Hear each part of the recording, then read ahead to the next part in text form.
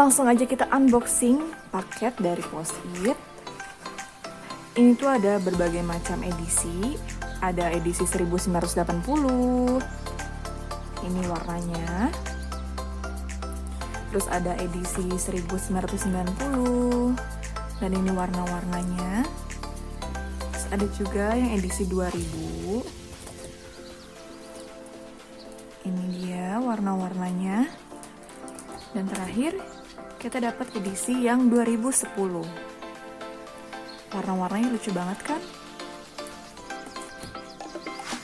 Nah, kali ini kita mau buat origami burung dari Post-it.